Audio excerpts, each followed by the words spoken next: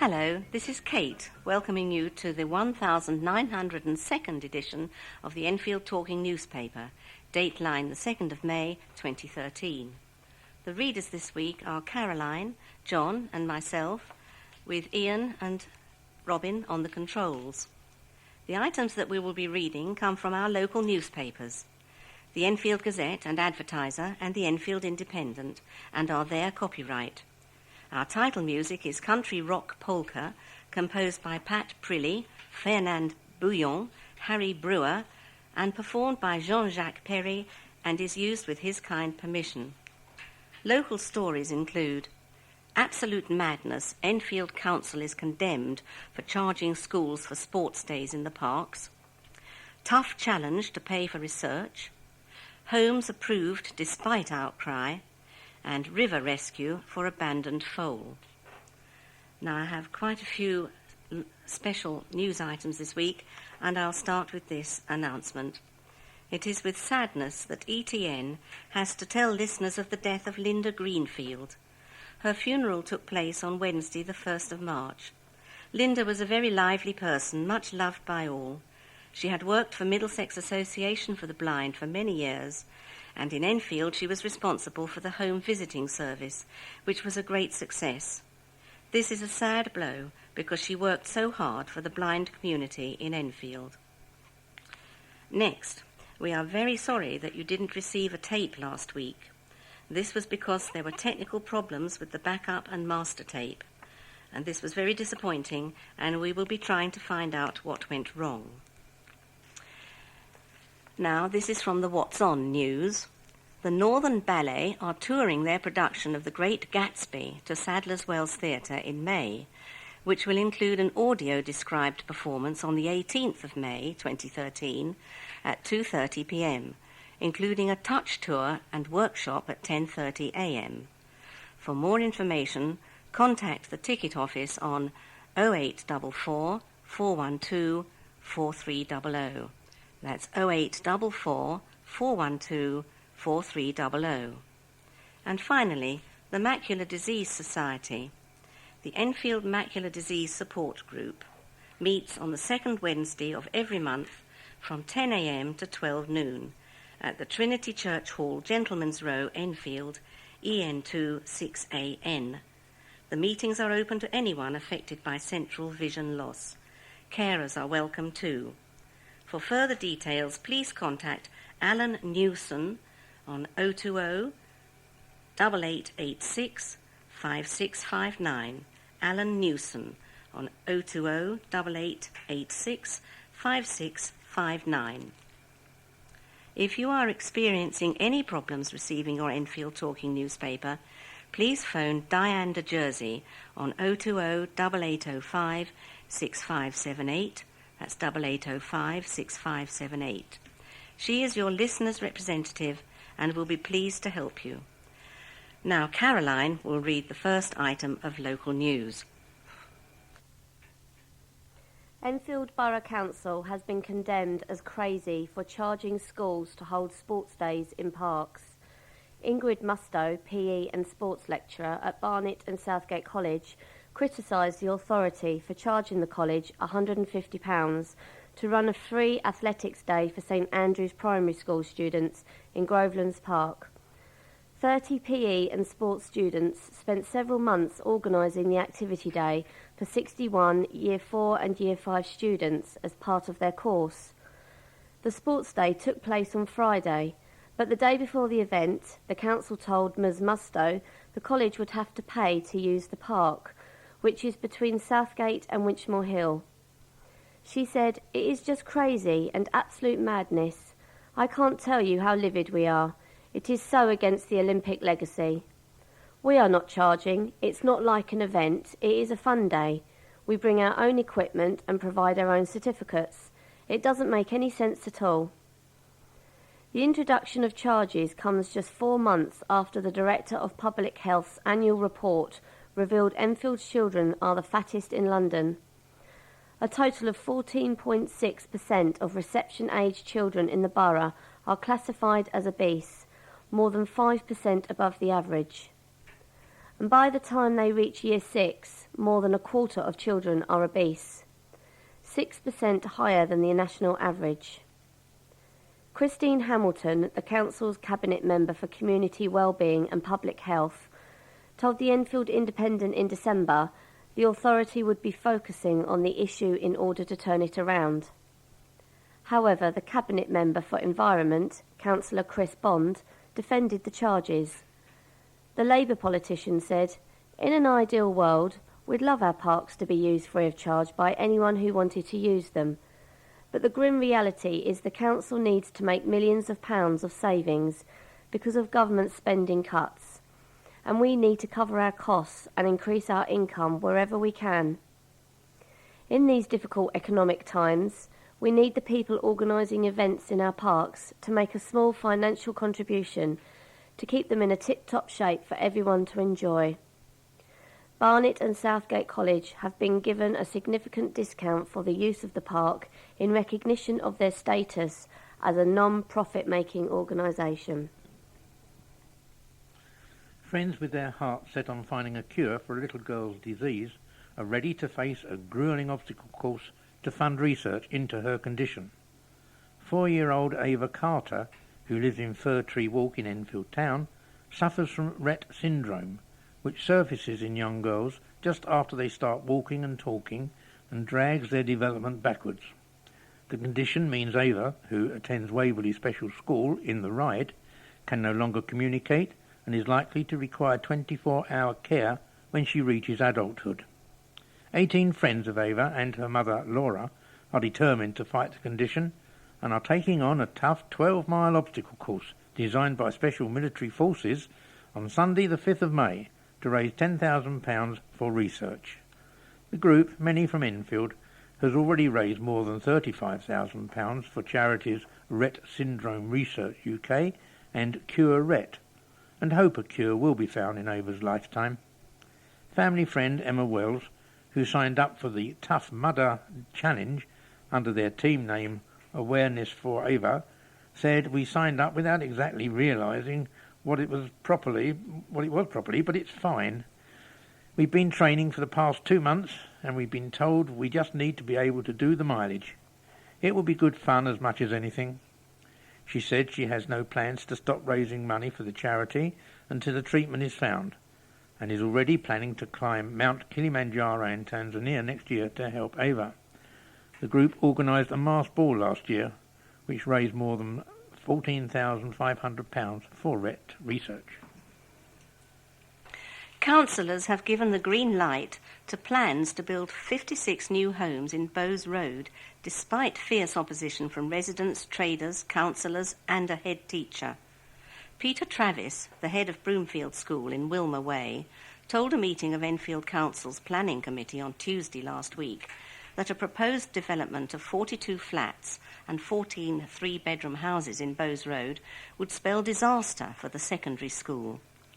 Mr. Travis, whose school is situated next to the site of the proposed development, said, "This will damage the school environment and that needs to be considered. Beside the proposed site for the Muse houses, there is a rather narrow but pleasant play area.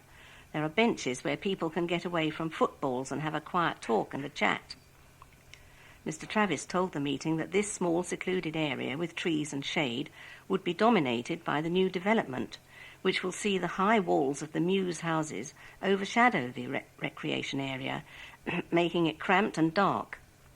Achilles Georgiou, Labour councillor for Bowes Ward and Enfield Council's deputy leader, dismissed the design of the new stepped block of flats as looking like Lego bricks that have been put together.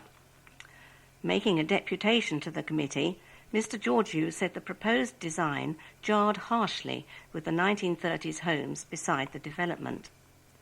But the housing scheme was granted planning permission as all 8 Labour councillors on the committee voted in favour of the application. After the decision, Mr. Georgiou posted a statement on his website saying that if councillors had refused to give the plans the go-ahead, the developers would have appealed to the Mayor of London's office. And if the developer had been given mayoral approval, then the council would then have had to foot the legal cost of the additional bid. And now a second item connected with the first.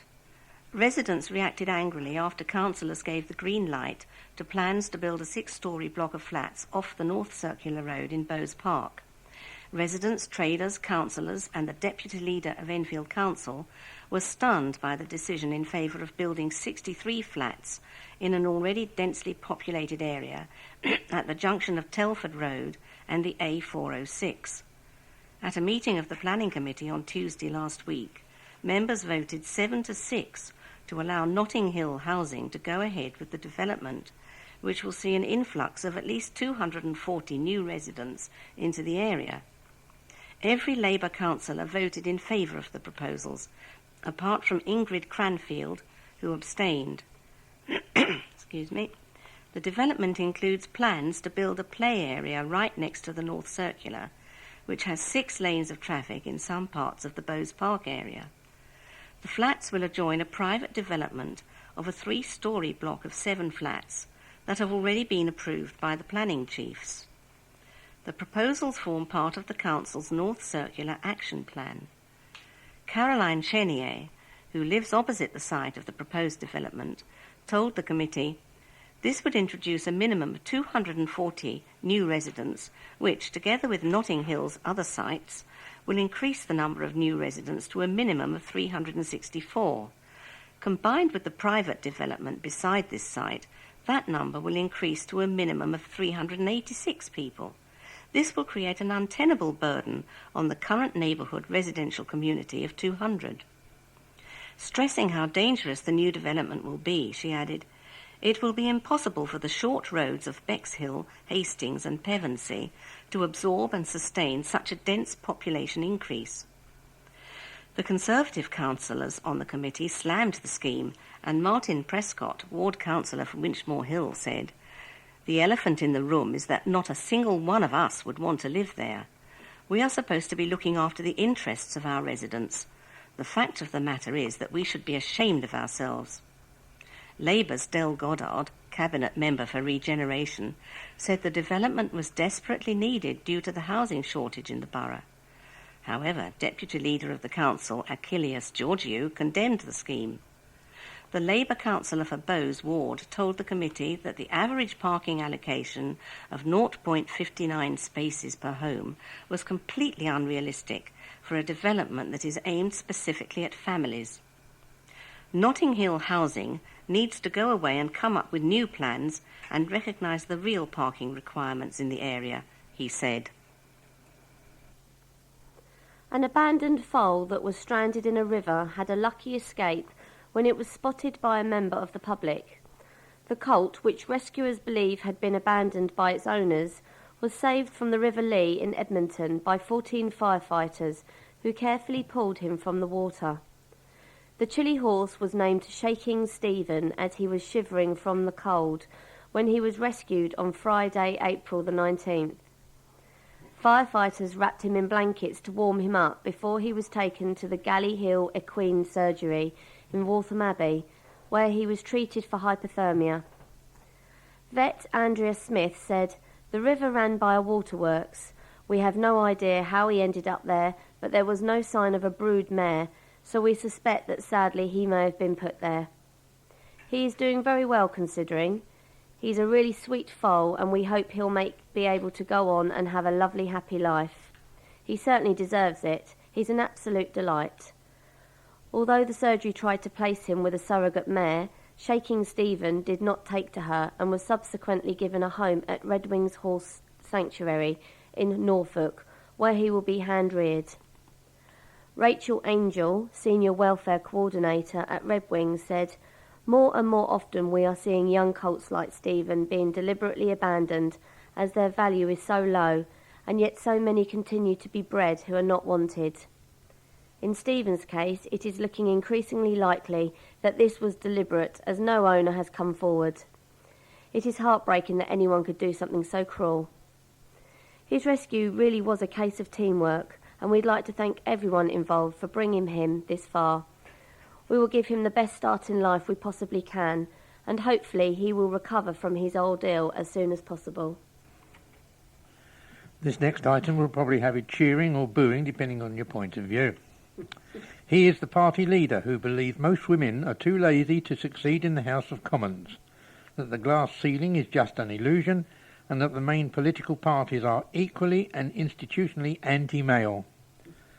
Mike Buchanan, 55, has established his own party, Justice for Men and Boys, and the women who love them, in response to what he describes as the state's assault on male human rights. Now he is hoping to challenge Conservative MPs in marginal seats at the next general election, and has Enfield North firmly in his sights. Mr. Buchanan, who is twice divorced, has had 9 books published, including Feminism, The Ugly Truth and the Glass Ceiling Delusion, and The Real Reason More Women Don't Reach Senior Positions. He set up J4MB in February and is now looking for candidates to stand in, among others, Enfield North, the seat currently held by Conservative Nick Dubois. Quite how he intends to encourage women to vote for J4MB remains unclear, although he claims he is fighting his cause for both sexes, because he says the assaults on men also affect women. Each time a man doesn't get a promotion because a woman has advanced ahead of him, it will affect their families, he tells the advertiser. The effect on families if mothers are stuck in low-paid jobs does not seem to concern him. Neither does he care to explain why men and not women are entitled to promotions. Mr. Buchanan is in the habit of making sweeping statements, few of which seem to be backed up by facts, and a short while talking to him reveals myriad holes in his arguments. At the core of J4MB's values is the belief that men, and not women, are oppressed by society as the government increases career and financial opportunities for females. Mr. Buchanan says that men pay 72% of the country's income tax, so should reap more of the benefits. The argument that men should pay more because, unfairly, they tend to earn more than women doesn't seem to hold any sway with him. One of his most bizarre claims is that women are coasting while letting men do all the difficult, dangerous jobs. And while you're fuming there's still some more to come here. The idea that men are oppressing women is so barking mad that even men are being drawn into believing it, he claims. Some jobs carry a risk premium because they are dangerous, and women overwhelmingly do not touch those with a barge pole. Women in the police force do not take up dangerous positions. Look at a drugs bust. There will be 10 male police and 1 woman, and you can guarantee she will be at the back. He didn't explain how and why he knew so much about drug busts. A retired businessman, Mr. Buchanan also argues that financially women are more risk-averse than men. Government grant programs designed to kickstart entrepreneurs are virtually always awarded to women who want the upside of being rich but want the taxpayer to take the cost, he says. And he believes fewer women than men become MPs because they don't want to put in the hours that politics entails. He does not mention anything about women often having to cope with a greater share of childcare and household duties. Mr. Buchanan believes that if J4MB were to campaign for a seat in Enfield, residents should vote for his party to stop tax-paying men funding the system that is oppressing them. Cheer or boo now? Boo. Not surprised he was divorced twice. Oh, is that on it? 5 teenage schoolboys took part in a gruelling 34-mile cycling challenge, riding from Enfield to Southend in Essex to raise money for a disabled children's charity. Matthew Ford, 16, Vincent Howe, 15, Connor O'Driscoll, 16, Jarlath Meehan, 16, and Tolga Karabetcha, 16, cycled from Enfield Grammar School as part of a fundraising drive for Whiz Kids, a charity that supplies disabled children with motorised wheelchairs. The boys are all Year 11 pupils at the school in Marketplace, Enfield, and had aimed to raise £500, as well as originally intending to put half the money into their end-of-year prom fund. But when the donations started rolling in, so far the total has topped £1,000, they decided that it should all go to Whiz Kids. Matthew, who organised the ride, said it wasn't the distance that posed the greatest problem for the cyclists. It was the wind mainly and all the hills, he said, but there were people waving and cheering us on, so that helped. Their efforts were not without mishaps, however. Connor, who admitted he could have put in a few more hours training, found it tough going and was sick twice, much to the amusement of the other boys. Matthew, whose dad Gary cycled to Southend alongside the boys, was determined to get as many people to sponsor the group as possible. I went around school asking for donations, and I also sent out emails to people, he explained. Matthew and Jarlath, both of whom are avid cyclists, said they were determined to do another bike ride soon, and the next time they want to tackle a longer distance. It felt good to make a difference, added Connor, who said they were all keen to continue raising money for Whiz Kids. Visit www.justgiving.com/Matt and Friends to donate to the boys' Whiz Kids Fund. Hundreds of revellers turned out to celebrate St George's Day at a charity street party on Saturday afternoon in aid of the Nightingale Cancer Support Centre. More than 1,000 partygoers attended the event, based around the Wonder Pub in Batley Road, Enfield, and raised about £800 for the centre in nearby Lancaster Road. Entertainment was provided by ukulele group Soup and the Enfield Community Singers Choir and Skewbald Theatre, who wrote and performed a version of the legend of St George and the Dragon. Other activities included a bouncy castle, fun and games for children, raffles and a dove race. Enfield North MP Nick Dubois opened the proceedings, and generous businessmen and women supplied raffle prizes and food for the barbecue. The Enfield Residents Priority Fund also helped to support the day's events. A group of regulars at the Wonder, along with pub landlady Yanka Kolinovocha, gave up their time to organise the party. Claire Yates, one of the organisers, said the day was as much about bringing the community together as raising money. It was fantastic, a great success, she said. The local businesses were very supportive, and the locals were over the moon. We had a few rain showers, but I don't think that stopped us enjoying ourselves. Following the success of Saturday's festivities, the pub is hoping to host similar events in the future. Information can be found on the pub's Facebook page at www.facebook.com/The Wonder Enfield. Older people should act as mentors to help youngsters through the recession, an over 50s representative has said. Monty Meth of the Enfield Over 50s Forum was speaking at an intergenerational conference on Tuesday last week aimed at bringing the young and old together. He said that members of all generations could learn from each other if a scheme pairing pensioners with youngsters was put into practice. Mr. Meth explored the challenges faced by Enfield residents, young and old, in a rapidly changing society. As a result of the recession, a lot of you, young people, will have trouble finding work, he said. And unlike us, often described as the lucky generation, you'll find it harder to buy a home, while the dramatic rise in university fees means that some of you will find it difficult to get on in life. Mr. Meth also explained that many older people had problems too, including financial concerns and worries over the changing shape of the NHS. And he added that young people could pass on skills such as computer literacy to older people, while the older generation could pass on their life experience. College students, teachers, youth workers and pensioners joined forces for the conference, talking about my generation, at the Dugdale Centre in London Road, Enfield. Through a day of speeches, workshops, music, dance and theatre performance, the conference explored ways of promoting intergenerational cooperation, community cohesion and good health and well-being across all age groups.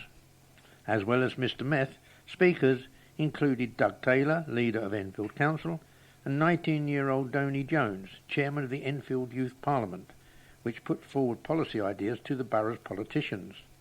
Mr. Jones said the stereotype young people face that we are often seen as noisy, loud and lack respect, he said. Today offers a great opportunity to explore as many of these issues as we can and show that through dialogue we can increase communication and cooperation across the generations. A playground in Hadley Wood has undergone an £85,000 revamp. The new equipment at the playground in Hadley Wood Open Space in Crescent East includes swings, slides, climbing frames and a zip wire. Members of the Hadley Wood Association worked with Enfield Council's Parks Department to develop the new play area, while collaborating closely with parents and schools to ensure it is safe and welcoming for children. The Enfield Residents Priority Fund provided £20,000, while the Hadley Wood Association held a gala fundraiser and other events to contribute a further £6,000. The final £59,567 came from the CETA Trust, which provides funding for community projects. Chris Bond, the Council's Cabinet Member for Environment, said, "This latest investment will be further supported by the £37,000 we will be spending on creating a new play area for children at Trent Park." Laura Gassner, a parent who played a role in the renovation, said, "The old playground was a bit tired and unwelcoming, but since the work was done, it's become a safe, fun, sociable environment. It's become a community playground again." Enfield Borough Council will spend almost £1 million installing new CCTV cameras to make it easier to catch criminals red-handed. The authority's latest spending plans will include £958,000 spent on CCTV cameras in 24 undisclosed locations in the borough. It believes the move will provide police with information about criminals more easily, while reducing fear of crime in the community. The new equipment will be added to the 259 cameras already filming in the borough, which provided images leading to 1,000 arrests between April and December last year. Councillor Christine Hamilton, Cabinet Member for Community Wellbeing and Public Health, said last Wednesday the CCTV expansion plan is especially important now Winchmore Hill Police Station has closed and Southgate and Enfield police stations have had their hours slashed.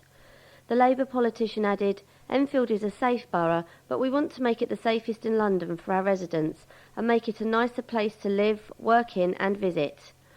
We work incredibly hard with all our partners to reduce crime and make people feel safer. The expansion of our already excellent CCTV network will make it easier for us to detect crime and assist our colleagues in the police to apprehend criminals across the whole of our borough, but especially in those areas where crime is higher than we'd like." She said the new CCTV network will mean there is no place for criminals to hide in Enfield. We've reached the end of our side one now of this tape. Please stop your machine now, take out the cassette, turn it over and start side two.